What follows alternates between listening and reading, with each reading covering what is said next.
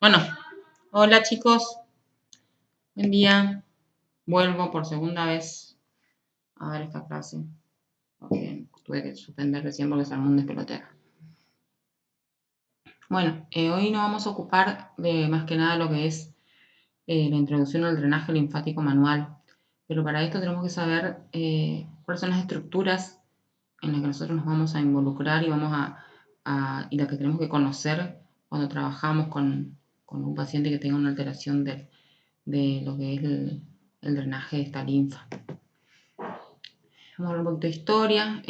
Desde la época de Hipócrates, ya allá hace mucho tiempo, entre los 460 a.C., él decía que este líquido era una sangre blanca.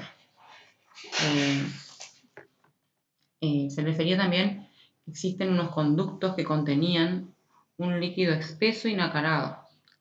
La historia del sistema linfático no se conoce digamos, exactamente el origen, pero más que nada cuando hablamos en relación a lo que es a la parte embriológica. Si el sistema linfático surgió antes o después, por ejemplo, del sistema circulatorio.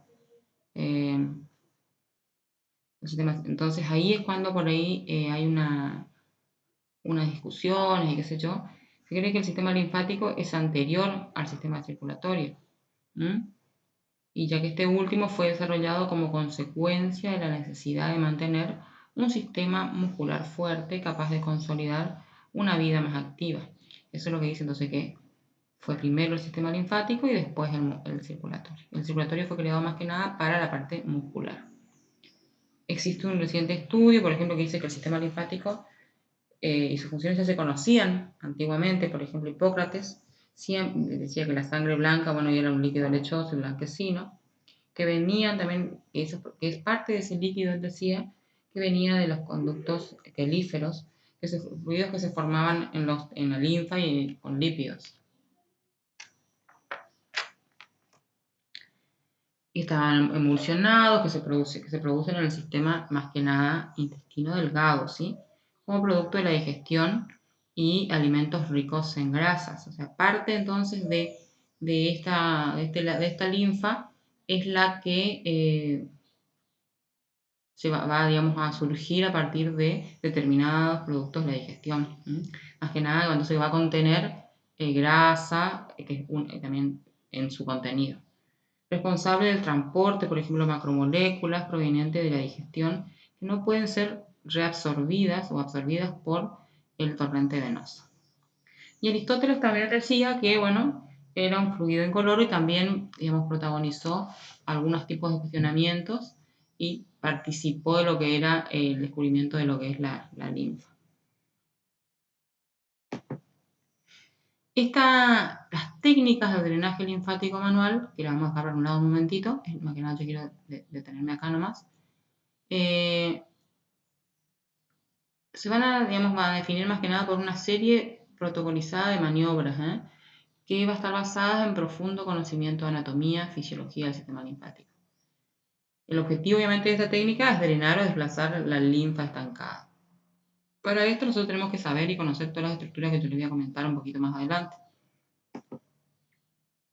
Existen autores clásicos, por ejemplo, que se han dedicado al estudio del sistema linfático siguiendo diferentes esquemas del mismo. O sea que hay infinidad de autores. Un autor también anterior a lo que es Leduc, creo que fue uno de los que iniciaron con la parte del sistema linfático y de drenaje. Fue uno que se llama Bodler, algo así, que es el que primero, creó, muchas técnicas de drenaje linfático manual. Pero a mí me interesa y me parece sumamente interesante la de Albert Leduc, que también junto con Isidoro Kaplan son como armaron un esquema de trabajo y un esquema del sistema linfático espectacular para un mejor estudio, ¿viste? Entonces, más que nada Leduc se encargaba de la técnica y las maniobras y demás, y el estudio de eso, y Kaplan de la parte anatómica y revisión general de lo que era el sistema linfático. Inclusive hay una corriente que se llama de Kaplan, que digamos, corriente linfática, que está en el miembro superior, que lleva el nombre de Isidoro Kaplan. La fisiología del sistema linfático. Bueno, acá también es importante que hablemos de esto, de lo que es la función principal, digamos, ¿Cuál es la función del sistema linfático vascular? Dentro de la función del sistema linfático, voy a correr acá porque acá puse mal, que era así. La función diría acá. Eso. Entonces, el sistema linfático... Ay, no me digas que no es acá. Es acá. Ahí está. Perfecto. Vamos arriba. La función del sistema linfático tiene en realidad dos funciones bien diferenciadas, importantes. Tiene la función inmunológica, una función inmunológica y una función circulatoria. Dentro de la función circulatoria, el sistema linfático va a tener esto, pero primero voy a hablar de acá.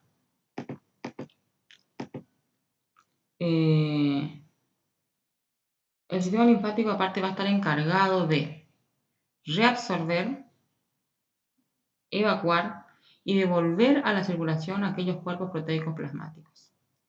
O sea, las albúminas, las globulinas, las lipoproteínas, los fibrinógenos, por ejemplo, va a llevar, digamos, van a devolver a la circulación porque son productos que a nosotros nos sirven y, digamos, tienen una homeostasis en nuestro sistema.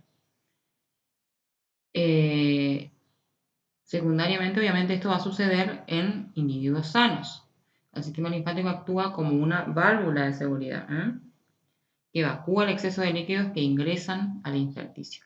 Obviamente que, ¿qué va a pasar si aumenta el líquido en el intersticio? La consecuencia va a ser un edema. Si estos sistemas, digamos, estas válvulas de seguridad no funcionan por X razón, va a haber una alteración en la evacuación o en la reabsorción de esta sustancia y va a haber un aumento de líquido a nivel intersticial. Esto lo vamos a ver más adelante porque hay factores que van a generar esto.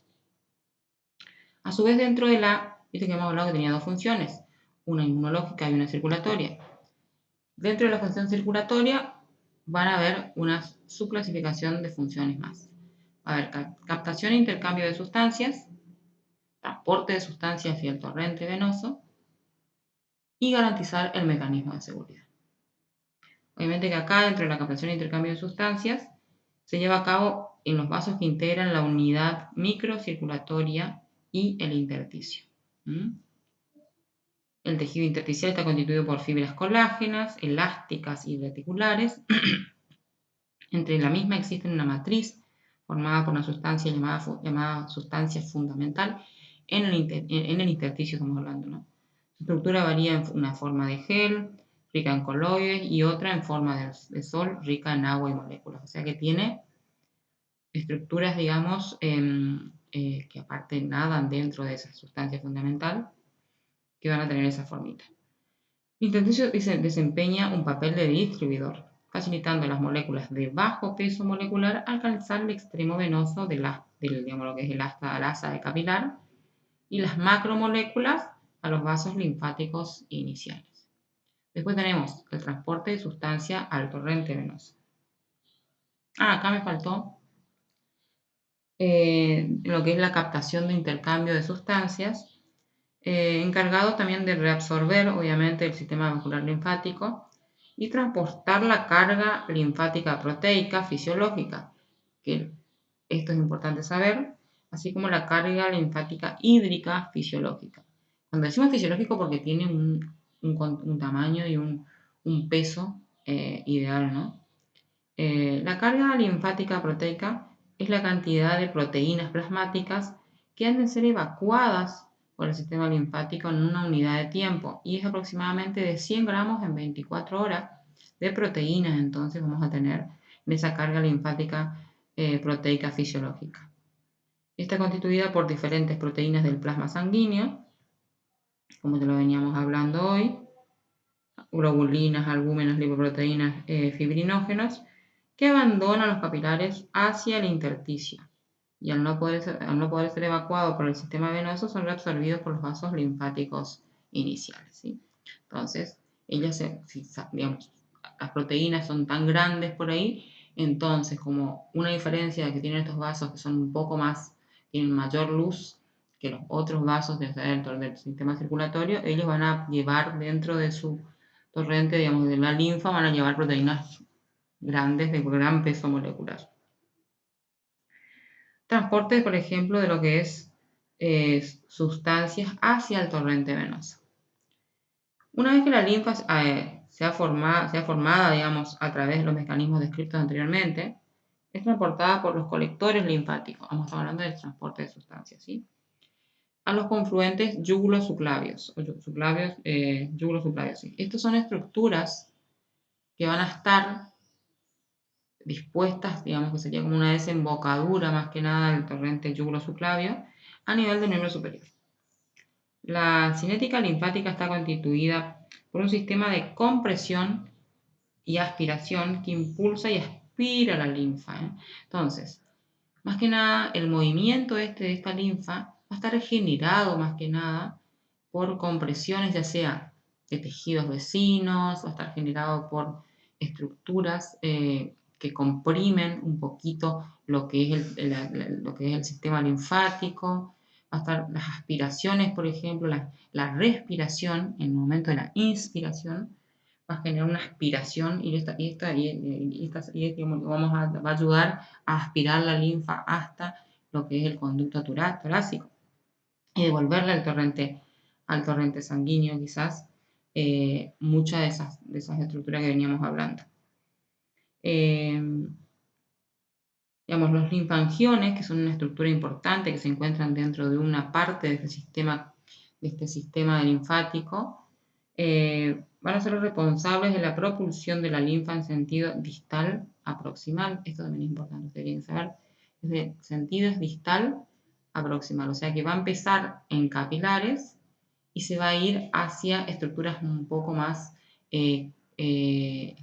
grandes, como puede decirlo así, hasta llegar a determinadas estaciones o conductos donde se va a desembocar esta linfa, donde va a ser volcada, ya sea al torrente sanguíneo o a evacuarla, básicamente, cuando no sea una sustancia por ahí que no sirva para el sistema. Por medio de, obviamente, va a ir al baño y listo. Entonces, la cantidad de linfa transportada a través de lo que es el conducto torácico, que es una estructura donde se va a desembocar mucha linfa, es alrededor de 2 litros diarios. Pero esto es obviamente condiciones extremas, puede hasta evacuar entre 20 y 30 litros de linfa por día. En relación a los miembros, la cantidad de linfa que es absorbida por el sistema linfático en condiciones normales es pequeña comparada con los 1 a 5 a 2 litros que diariamente llegan al torrente sanguíneo. Y garantizar el mecanismo de seguridad. El sistema linfático reacciona ante el aumento de la carga linfática proteica fisiológica y también puede ser también ante la carga linfática hídrica fisiológica con el fin de compensar. Se trata de que las dos cargas sean lo más, que exista un equilibrio en lo que son estas cargas. Entonces, él va a buscar un equilibrio por medio de diferentes presiones, obviamente, y diferentes funciones que va a tener. Bueno, acá hablamos de las dos funciones, inmunológica y circulatoria. La inmunológica sabemos por qué es inmunológica, porque consiste en construir parte de su tejido linfoide, constituye un tejido linfoide porque esta va a formar parte de lo que es la parte de ganglios y el timo también va a formar parte de este sistema linfático, intervenir en la formación y transporte de células linfoides y de anticuerpos de ganglios. Y la circulatoria, la que nos ocupa a nosotros como kinesiólogos, ¿sí? Entonces, función inmunológica y función circulatoria. Tener dos funciones. Esto es importante que sepamos también. Una, porque se va a encargar entonces la parte más que nada del sistema inmune, protegerse al ser humano de enfermedades, por medio de, la constituir parte del sistema linfoide, digamos, que constituye todo. Intervenir en la formación también y transporte de diferentes sustancias, linfáticas. Por ejemplo, son glóbulos blancos, lleva muchos linfocitos dentro de la mayoría lo que lleva son glóbulos blancos. Bueno, acá encontré esta fotito que está medio según chi. Está formado por, entonces, capilares linfáticos muy finos, de extremo ciego, obviamente, porque es al final ya de lo que es el sistema linfático, digamos, se encuentra en las partes distales, ya que este sistema y la circulación discurre de distal a proximal, entonces sería como, empezaría por ahí, él sería el extremo inicial de donde inicia el sistema linfático. Vasos linfáticos con válvulas semilunares, que son las válvulas que van a generar, digamos, que ese cierre para evitar el reflujo. Vasos quelíferos, que son los que van a venir, digamos, van a estar cercanos a lo que es van a transportar o van a, sí, sustancias que van a venir desde el sistema digestivo, digamos, más que nada, y desembocan en la cisterna de Beckett. Troncos y conductos. Estos troncos van a estar los conductos linfáticos y ganglios linfáticos. El conducto torácico y la vena linfática derecha, y ganglios linfáticos donde se unen los vasos linfáticos y actúan como filtros. Estructura interna y interna de tejido conectivo en forma de red, donde linfocitos destruyen bacterias y virus. Esto es una red, obviamente, de ganglios linfáticos que están unidos uno con otros ahí y van a ir pasando de una, digamos, de estas estructuras a otras, todo lo que es el líquido, ¿no? Linfático. Uno tiene una imagencita que es como una imagen, más que nada, yo la veo como una imagen muy práctica, porque acá, por ejemplo, vemos el capilar arterial, el capilar venoso, obviamente siempre viniendo desde el extremo distal, y acá donde va a estar el capilar linfático, se va a encontrar siempre en la zona de capilares, los capilares linfáticos también van a estar ahí, y va a haber una estructura, ese sería el tejido intersticial, donde va a estar y acá son filamentos de anclaje que tienen el tejido linfático para sostenerse y mantenerse estable, y ahí va a empezar, bueno, la reabsorción y este va a ser ciego acá al final, cosa de que no va a tener. Y aparte de ahí viene el precolector linfático y ahí va el colector linfático. Obviamente si sabemos que es desde distal proximal y de acá hacia allá, ponerle. Canales prelinfáticos con el precolector linfático. Sería más o menos así.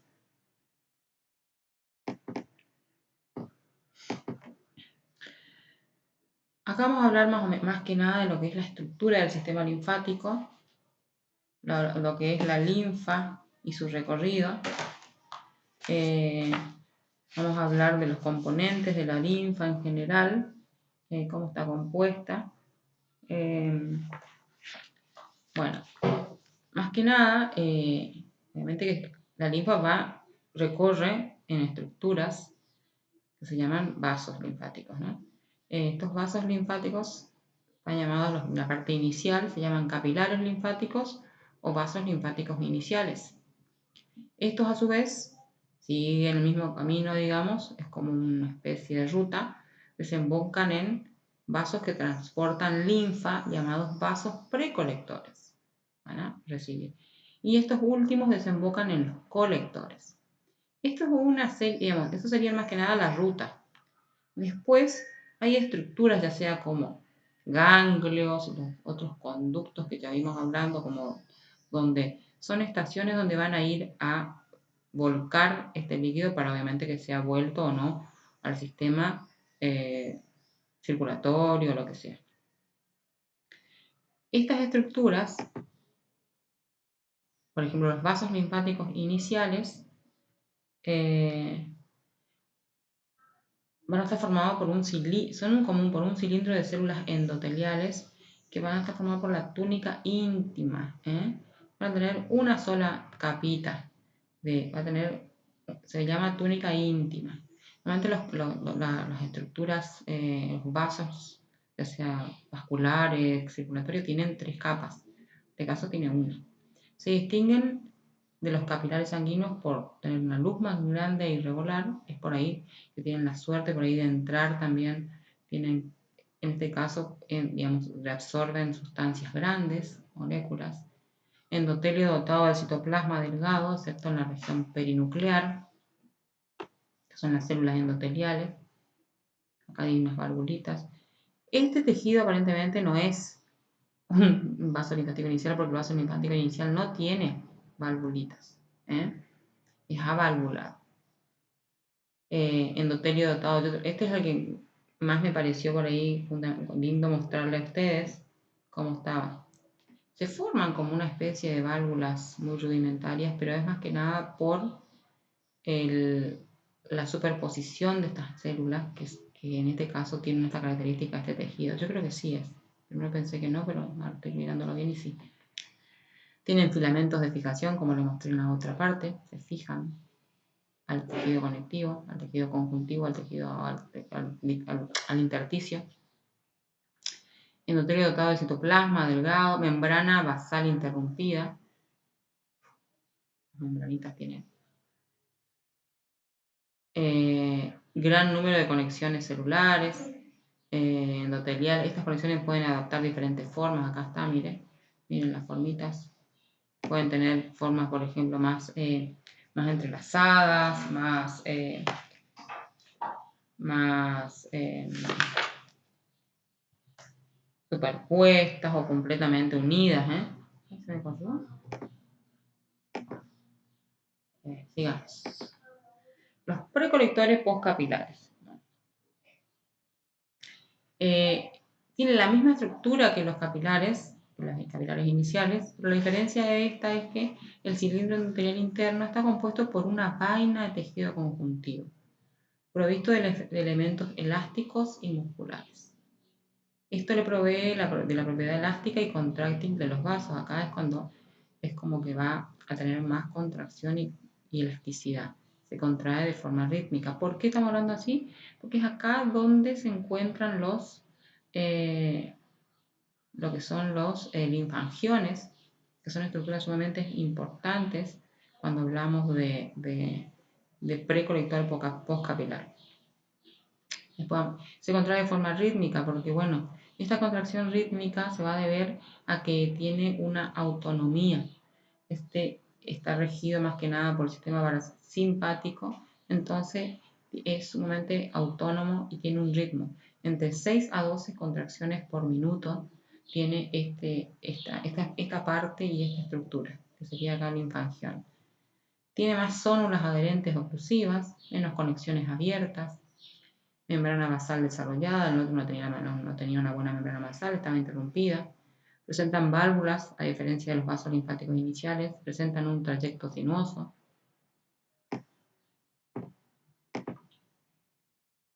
Y después vienen los colectores linfáticos.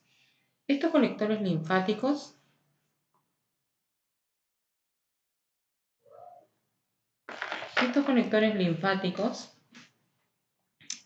al igual que las arterias y venas, los colectores están compuestos por 3 capas.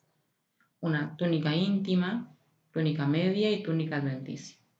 La capa interna, que sería la túnica íntima, los elementos están ubicados longitudinalmente. La capa central está en espiral y es sólida y parecen ordenadas circularmente. La capa externa más o menos suelta y están ubicadas paralelos al eje longitudinal. Y esta capa externa es la que va a estar en contacto, obviamente, en el tejido adiposo y conjuntivo y en los que se encuentran los vasos linfáticos. Es como la capa externa, la que va a estar en contacto más que nada con el exterior. Seguimos con las estructuras, por ejemplo, las válvulas, que son estructuras importantes en el sistema linfático. Se comportan con la del sistema venoso, se comportan similares, se comparan más que nada, y en este caso, a nivel linfático existen una mayor cantidad. Tienen forma de bulbo, y por eso que el sistema linfático adopta esta forma, muy característico.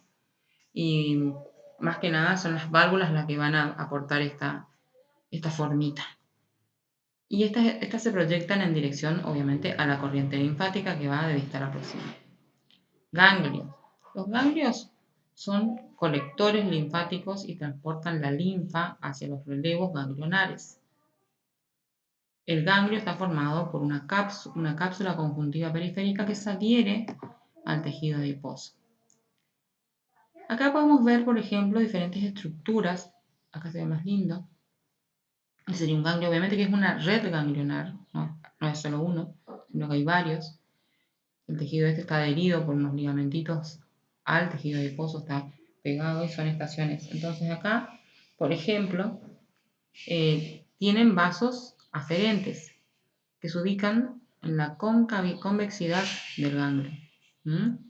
También tienen vasos eferentes que se encuentran ubicados cerca del hilio ganglionar que está acá.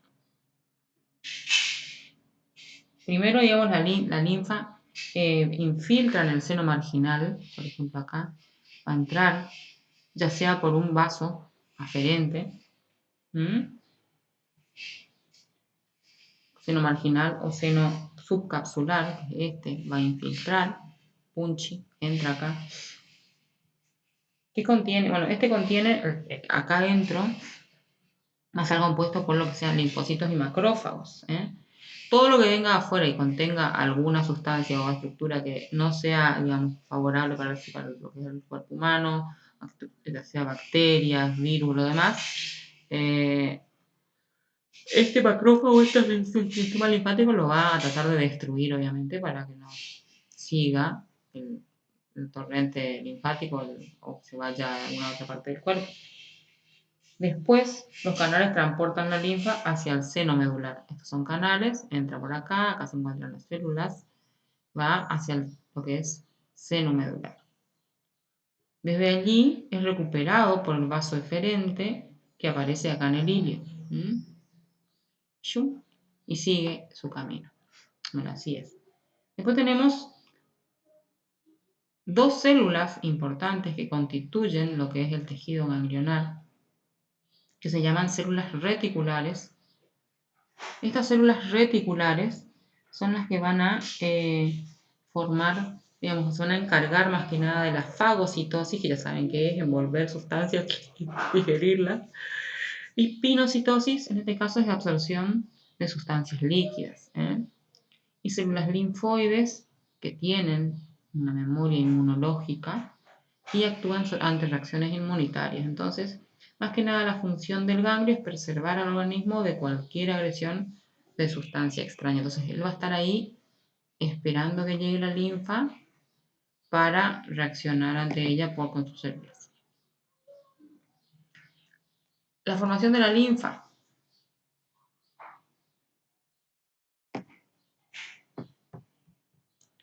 Acá, en lo que es la formación de la linfa, según Starling, se genera por medio de diferentes presiones. Para que esta linfa penetre en este sistema, tiene que verse responsables varias presiones que van a generar estos intercambios. Más que nada, explica el equilibrio que existe entre los fenómenos de filtración y absorción de las terminaciones capilares. Entonces, estos fenómenos, que son sumamente importantes y van a cumplir un rol sumamente importante en lo que es la función del sistema linfático, van a estar la función hidrostática, va a estar la función oncótica. Esta función hidrostática se va a encargar, va a ser más que nada la relacionada con el sistema de corriente sanguínea. Esta presión depende de la actividad cardíaca, o sea que si la persona tiene hipertensión o tiene hipotensión, se va a ver influenciada. Su valor aproximadamente es de 30 milímetros de mercurio a nivel arterial y de 20 milímetros de mercurio a nivel capilar venoso. Esto lo van a tener en un apunte, así que quédense tranquilos que lo van a tener todo, ¿sí? Entonces, lo que es a nivel arterial es de 30 milímetros de mercurio y a nivel venoso es de 20 milímetros de mercurio a nivel capilar venoso. Después la presión, más que nada entonces relacionada con la corriente sanguínea, y esta presión va a depender de la actividad cardíaca. Fíjate, ¿puedes ir allá con tu pop-it? La presión oncótica está ligada a la presencia de proteínas en sangre, o sea, va a estar en el torrente sanguíneo. Su valor aproximativo es de 25 milímetros de mercurio y permanece más o menos constante sobre todo el trayecto del capilar, ya que solo las moléculas de pequeño peso molecular pueden abandonar la luz del capilar. Y acá puse que simbólicamente se representa con una cruz o un signo positivo, presiones con tendencia a favorecer la salida de filtración, porque más adelante vamos a ver cuadritos que van a ver las cruces y uno va a saber por qué. Y se representan con un signo negativo a toda presión que actúa en sentido contrario. Entonces acá sabemos entonces que la hidrostática está relacionada más que nada con la corriente sanguínea, con la presión de la actividad cardíaca, va a depender, y va de 30 milímetros de mercurio en lo que es a nivel arterial y 20 a nivel venoso, y en este caso es 25, más o menos para que ustedes sepan. Si va por encima o por debajo, está rompiendo ese equilibrio y va a generar una alteración. Una vez generada la linfa o carga linfática, tiene una serie de elementos, ¿sí? Estos elementos van a estar formados por lo que es una masa líquida. La masa líquida va a estar, digamos, esto es lo que no ha sido reabsorbida en el extremo venoso en condiciones normales. Aproximadamente el 10% del líquido filtrado en la parte inicial de la masa capilar sanguínea es reabsorbido por el sistema linfático, solamente el 10%. Ante el aumento de la carga hídrica, el sistema linfático responde aumentando obviamente su trabajo. Imagínense que exista por X razón, porque la linfa se produjo ya sea por un aumento de presión hidrostática o oncótica, un aumento fisiológico, y esta persona a su vez tenga dañado su sistema linfático porque ponele tiene un problema circulatorio o tiene o no tiene, tiene un golpe en la zona de eso, y entonces las estructuras no funcionan como corresponde. Entonces va a haber exacerbado y encima va a tener que un aumento de trabajo y él va a intentar trabajar y no lo va a lograr porque las estructuras linfáticas no se encuentran bien. Después las proteínas. Las proteínas provienen obviamente del plasma sanguíneo. La linfa posee una concentración de proteínas entre un 3 y un 4%. De ahí que los edemas causados por un fallo del sistema linfático se definen como hiperproteicos y den lugar a una serie de complicaciones realizadas con la carga proteica, ¿sí? Las lipoproteínas forman parte de la carga linfática proteica. En presencia de un cuadro de insuficiencia linfática, los macrófagos serán los encargados de fagocitarla, ¿sí? Las grasas, bueno, procedente de la digestión y de absorción intestinal, como te lo dije anteriormente. Y hay restos. Estos restos son las células muertas, por ejemplo, bacterias, en caso de infecciones, células malignas en caso de cáncer, y partículas inertes que han alcanzado el espacio intersticial de los tejidos. Las bacterias son conducidas por los vasos linfáticos hacia los ganglios linfáticos, donde son eliminadas a través del sistema inmunitario, ¿sí? Después tenemos las células, que se transportan también dentro del sistema linfático. La mayoría de ellos son glóbulos blancos, linfocitos, monocitos, granulocitos, y se conoce como carga proteica con función linfática. Y la carga de proteínas plasmáticas que son evacuadas por el sistema linfático es en unidad de tiempo, el transporte de dichas proteínas desde el intersticio hasta el sistema circulatorio, hasta la circulación sanguínea, es de 100 gramos, ya lo hemos visto, en 24 horas. Entonces, las proteínas o la carga proteica linfática, lo tenemos entonces, carga proteica linfática fisiológica, carga hídrica linfática fisiológica, y tenemos entonces esas dos cargas que tenemos que tener en cuenta. Y esas dos cargas son las que se va a encargar el sistema linfático de que tengan un equilibrio.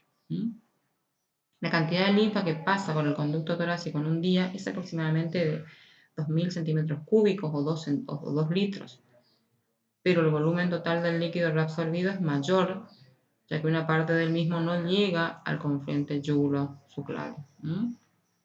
Siempre hay algo que queda. Siguiendo hablando, la circulación de la linfa. Entonces, es transportada, obviamente, como ya lo hablamos, por colectores linfáticos hacia los confluentes subclavios yugulares. Ahora vamos a ver esa estructura, así que no se asusten.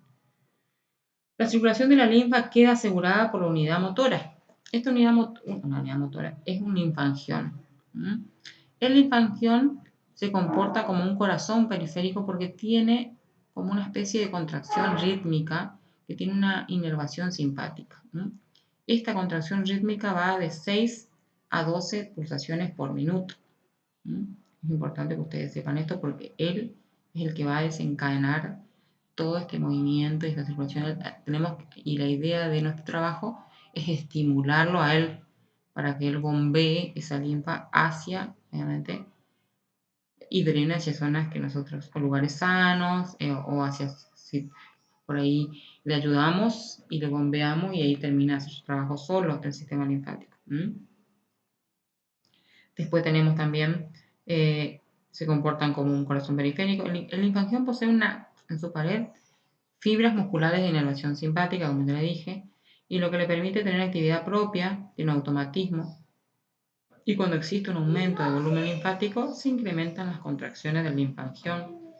El estímulo más importante es el alargamiento de su pared por acumulación de linfa.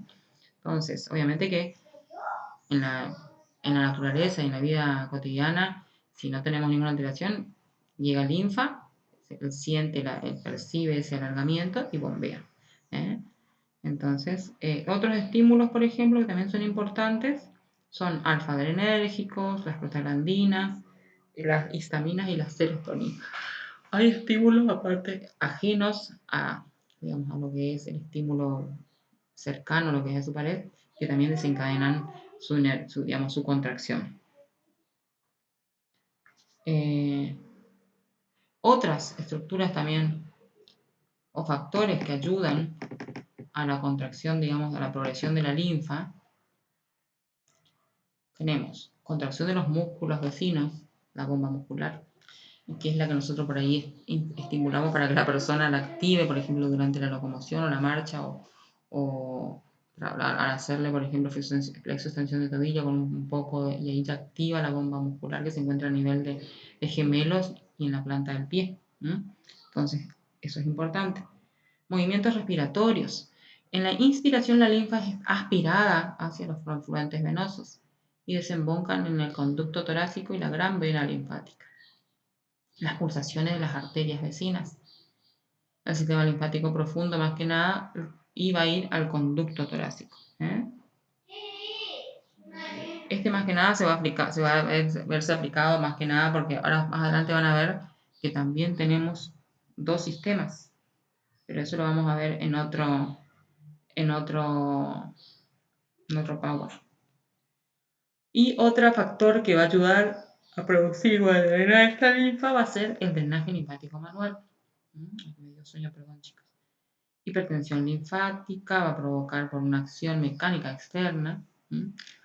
Con las técnicas de drenaje linfático manual se produce un estiramiento longitudinal y transversal de los linfangiones y esto estimula el automatismo y por lo tanto la capacidad de transporte. Bueno,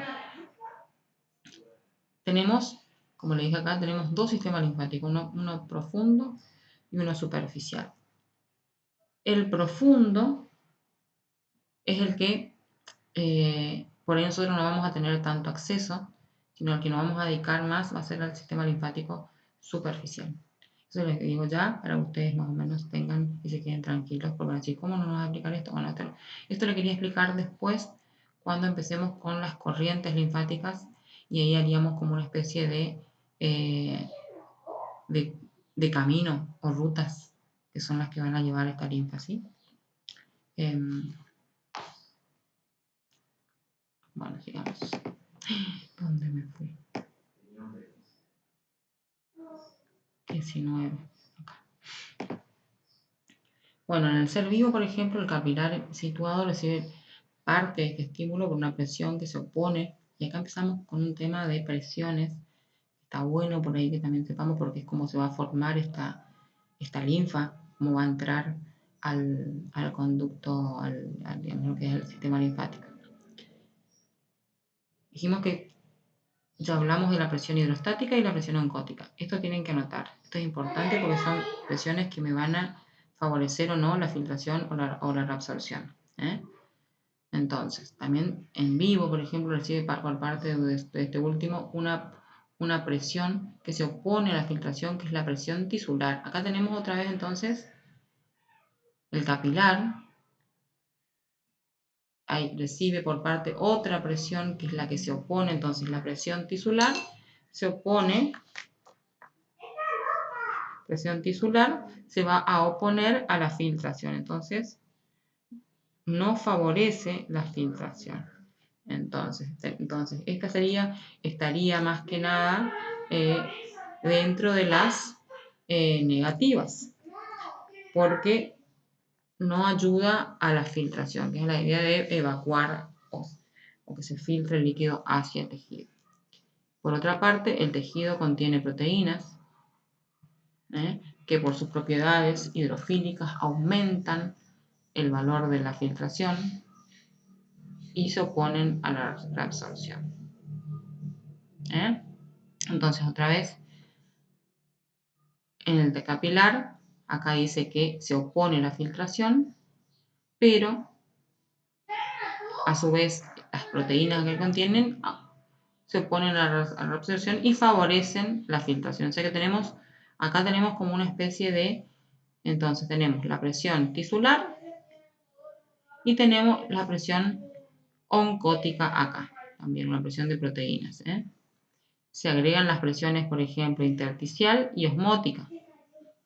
Entonces, cuando las proteínas aumentan la filtración y disminuyen la reabsorción, y las que se encuentran obviamente dentro del tejido.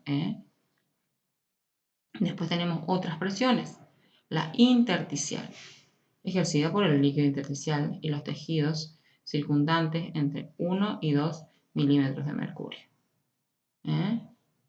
Y después tenemos la presión osmótica, dada por las proteínas extravasculares y sus valores de 3 a 4 milímetros de mercurio. Entonces, sabemos entonces que el líquido intersticial va a estar compuesto también de determinada y tiene 1 a 2 milímetros de mercurio de presión y genera a su vez una presión en el tejido. Entonces tenemos esta que va a favorecer la filtración y esta que va a favorecer esta va a oponerse a la filtración y esta va a favorecer la filtración. ¿Sí? Ahora le hice un cuadrito, igual van a entender mejor. Aquí tenemos, este es el capilar linfático, así de desordenado es, fíjense, es re irregular. Este es el torrente sanguíneo. Este es el intersticio. Estas son las macromoléculas. Esta es la circulación. Esta es la circulación sanguínea.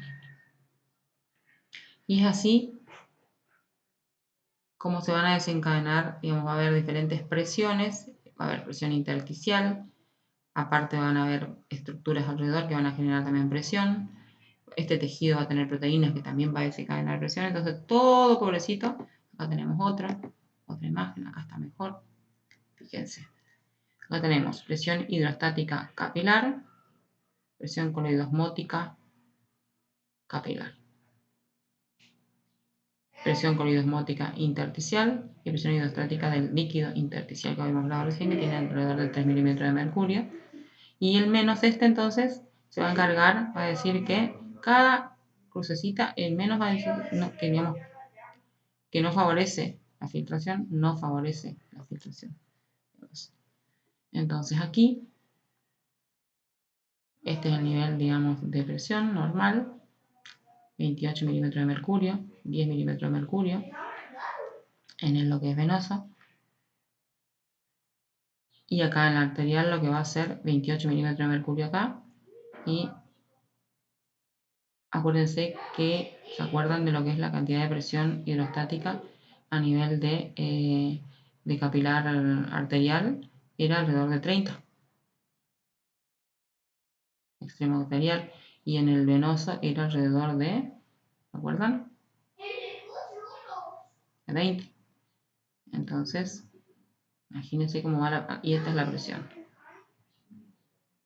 Entonces acá favorece la filtración y acá favorece la reabsorción.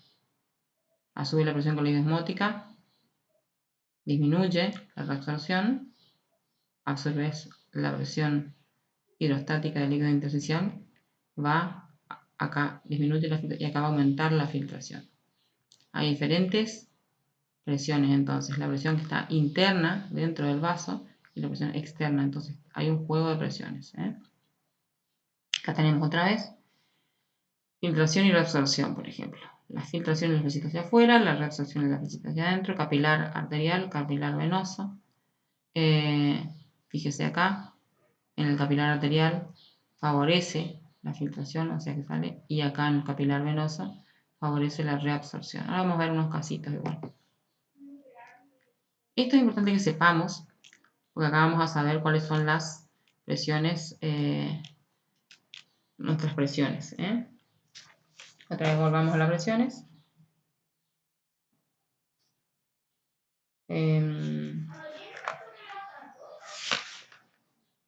La presión hidrostática, ¿de cuánto es? La presión, por ejemplo, presión en el capilar arterial y en el capilar venoso. Presiones en el capilar. La presión hidrostática en el capilar arterial tiene que ser alrededor de 30 milímetros de mercurio. Y en el capilar venoso tiene que ser 20, ¿sí? Como lo hemos visto. La presión oncótica tiene que ser entre más superior, digamos, igual o superior a 25, mayor o igual a 25. Y en el venoso también tiene que ser de lo mismo. Bueno, entonces, y acá hablamos de presiones en el tejido. La tisular, en el arterial es de menos 2, es de 2, y en el venoso 2. Y la presión oncótica es 4, como hemos visto, y en el venoso 4, menos 2.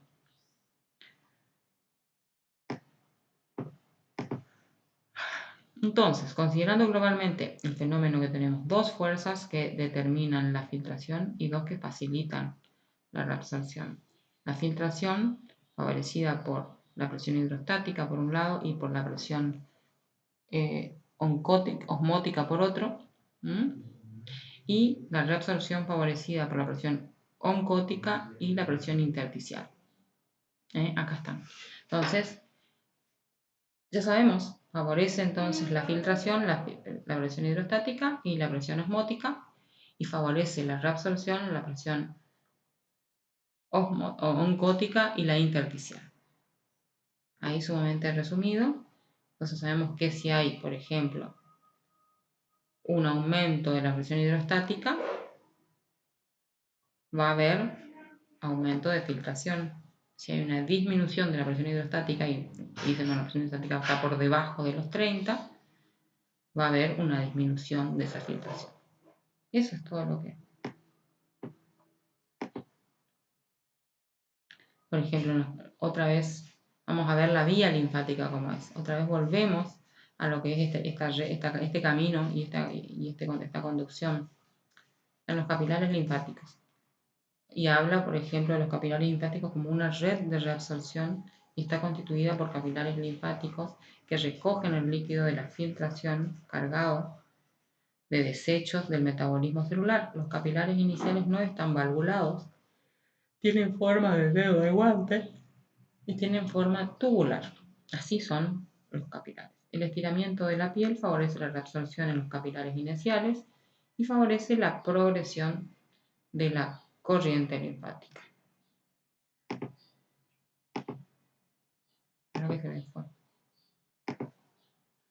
Los precolectores reciben la linfa recogida por los capilares entonces para conducirla a la red de colectores. Son valvulados. La porción comprendida entre dos válvulas se llama linfangión y su recorrido es sinuoso. Desembocan en los colectores, donde una válvula impide cualquier posibilidad de reflujo. obviamente si por ahí esas válvulas están deterioradas o están lastimadas, obviamente que esto no va a suceder, va a haber un edema, va a haber una alteración. Precolectores son el asiento de las contracciones. La porción contráctil del precolector se sitúa en la parte media del linfangión, que sería el linfangión. Perdón, no del linfangión, sino es el linfangión, la parte media, ¿sí? Así, fíjense en la otra imagen que vimos, es parecida. Acá se encuentra el capilar colector. Acuérdense que estaban todos los tejidos. Acá el capilar, acuérdense que los tejidos estaban acá. Las venas, el tejido intersticial, las venas y las arterias. La L sería la dirección de la corriente linfática, va a estar en la proximal. Viene aquí también. Este sería el colector.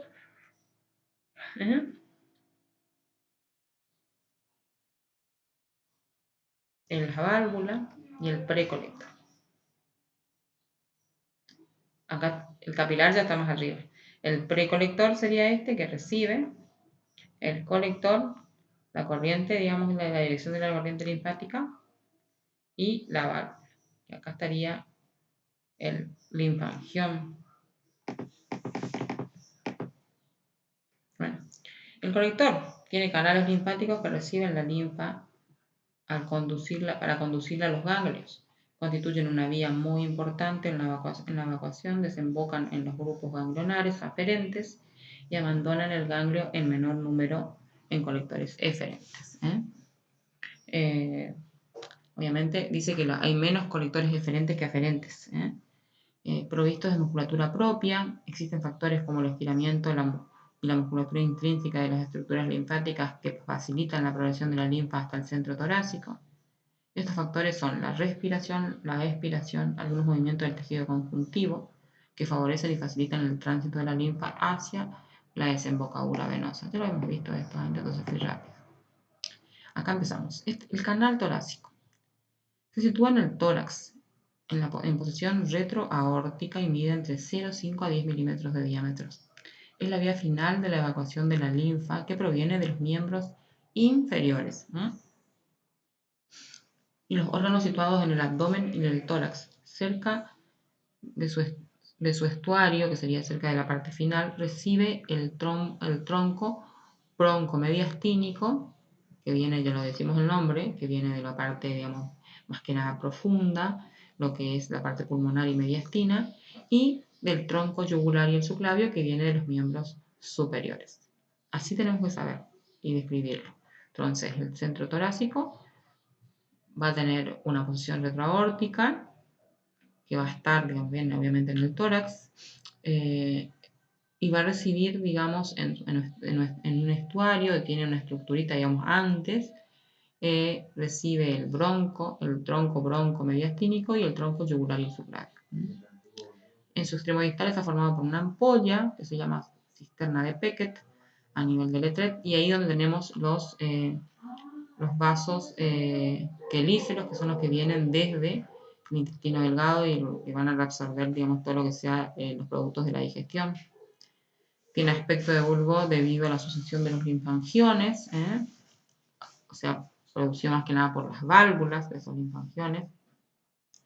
Desemboca en el ángulo venoso del yúgulo subclavio izquierdo y en algunos casos por una rama en el ángulo venoso, y esto es inconstante, digamos, no siempre hay un ángulo venoso derecho. Perdón, acá no era, me faltó el derecho.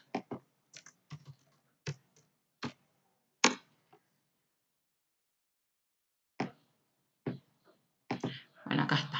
Miren qué lindo. El canal torácico, no sé, yo no veo dónde está, pero supongo que debe ser acá. Va a tener su estuario. Va a estar la vena subclavia. Por ende va a estar ahí el conducto yúgulo subclavio también. Y acá está.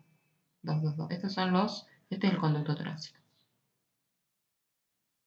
Va a venir también el bronco mediastínico. Pero más que nada, este es acá, perdón, acá, en este sector, está el conducto torácico.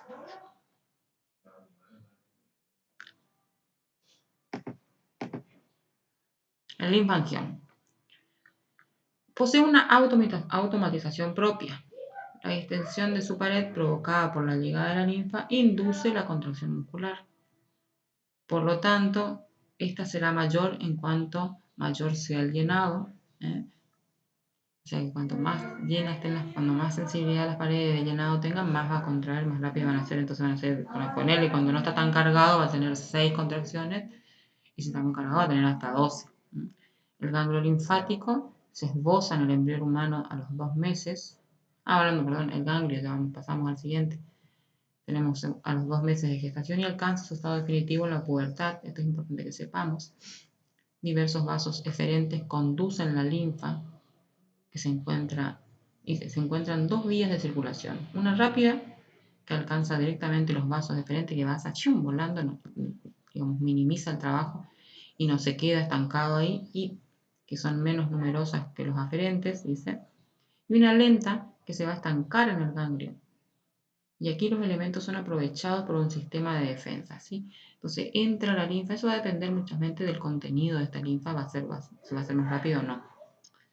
Pero la corriente linfática se reduce y después alcanza la red linfática deferente. Va a quedar estancado unos días ahí. ¿Por qué debemos tener en cuenta una determinada... esto es lo que quería tener en cuenta. Acá. ¿Por qué debemos tener en cuenta una determinada presión generada en el tejido durante el drenaje linfático manual? Hay presiones ideales y presiones que por ahí podemos manejar y no van a dañar lo que son las estructuras, digamos, de este capilar.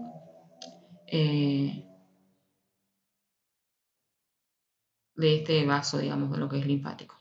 Hasta 60 milímetros de mercurio se puede generar una presión, pero la misma debe ser, la ideal es entre 30 y 40 milímetros de mercurio, para que se facilite la reabsorción a nivel capilar sanguíneo. Esta es la ideal. Obviamente que por ahí tampoco vamos a verla en la práctica cómo tiene que ser la presión. Tenemos que saber y contactar a qué nivel se encuentra el sistema linfático en nuestra piel. A nivel, digamos, por debajo de la piel está el sistema linfático. Se tiene en cuenta la vía lenta, ya que una fracción del edema se evacúa por ella. La vía lenta era entonces en la que iba y se estancaba en el sistema linfático. Si se excede la presión manual, se produce un colapso de los vasos, ya que la presión exterior del vaso sobrepasa el valor de la presión hidrostática que lo mantiene abierto. Entonces, eso es lo que genera. Si nosotros nos pasamos de presión en nuestro contacto manual que le vamos a hacer, vamos a cerrar ese vaso que está abierto por la presión hidrostática. Tenemos que hacerlo que sea lo más natural posible. La repercusión de las presiones del drenaje manual en la red sanguínea está la presión del drenaje manual, el capilar arterial y el capilar venoso. Entonces, si yo ejerzo una presión de 5 milímetros de mercurio en el capilar arterial, voy a favorecer la filtración y voy a retrasar la reabsorción. Después, si pongo 10 milímetros de mercurio, voy a tener 2 de filtración nomás, que es poquito, pero voy a favorecer la reabsorción. Después, acá tenemos filtración y vamos a ver qué es la reabsorción. La reabsorción es la vuelta, digamos, de esa sustancia al torrente sanguíneo. Y la filtración es mandarla, por ejemplo, parte de esa linfa también a lo que es el intersticio y a las estructuras vecinas, y después y la evacuación, sabemos a dónde va. Filtración y reabsorción. La filtración esto queda, digamos, para filtración y reabsorción son acciones que quedan todavía en el sistema, y la evacuación obviamente se va a evacuar el líquido que excede y algunas sustancias que son restos y residuos. Si tenemos 20, por ejemplo, de lo que es la presión de drenaje manual, no se va a generar va a haber una reabsorción a nivel arterial y a nivel venoso va a haber un aumento de absorción. Y si generamos 40 de presión, va a haber una reabsorción a nivel favorecida, obviamente, a nivel de 13 milímetros de mercurio, que es dentro de todo a nivel arterial, y acá vamos a tener un colapso, porque va a haber un 20-23% de presión, va a generar a nivel venoso. Entonces, el edema se evacúa a través de dos vías. La circulación venosa drena una parte de la fracción líquida del edema, y la circulación linfática transporta la fracción constituida por las grandes moléculas y por supuesto por una parte líquida.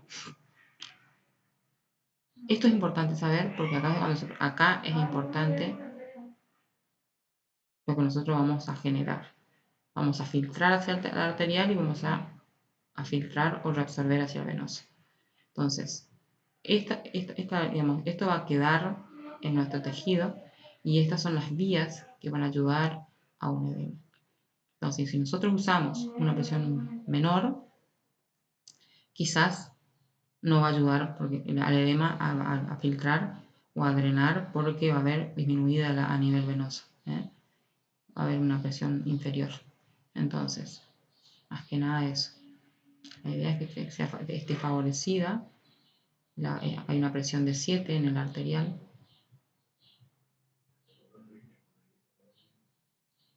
Y así. Ejemplos de diferencias de presiones por aporte de líquido. Edema por aumento de presión hidrostática, por ejemplo. El edema ortostático. Aumento por presión bípeda también.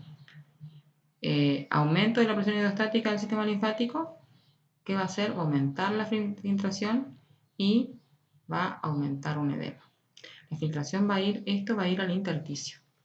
El agua, entonces, aumenta la presión hidrostática, está directamente relacionada con la filtración y directamente relacionada con el edema. Entonces, digamos, cuando hay un aumento, por ejemplo, por presión bípeda, que hay mucho tiempo parado, vamos a tener un edema muy probable. Edema por disminución de la presión oncótica. Presencia de proteínas en el torrente sanguíneo. Este es el capilar arterial. En el capilar arterial, las proteínas se oponen al fenómeno de filtración. O sea, va a haber una disminución de la filtración. Entonces, si hay una disminución de la presión oncótica, no va a favorecer, no va a haber filtración. Retienen el agua dentro del capilar. Digamos, el edema por disminución. Acá estamos hablando de la disminución de la presión oncótica. Retienen el agua dentro. Entonces, edema por carencia. Aumento en la filtración por disminución de proteínas. Acá estamos.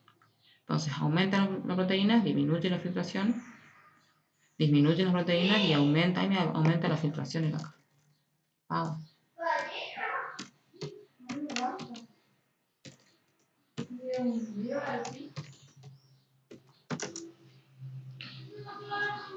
Esto más o menos para usted. Entonces acá hay un edema por carencia. Gente que tenga una hipoproteinuria, no sé cómo se llamará eso. Y la presión oncótica es la presencia de proteínas en el torrente sanguíneo. Las proteínas se oponen al fenómeno de la filtración, obviamente. Cuando hay más proteínas va a disminuir y cuando hay menos va a aumentar. Entonces la filtración va a ir al intersticio y va a aumentar el edema. Exactamente eso. Muy bien, chicos. Esto les dejo para que lean un poquito. Les voy a dejar la bibliografía también. Y nada, que sean muy felices. Y feliz día a las madres a las que son madres.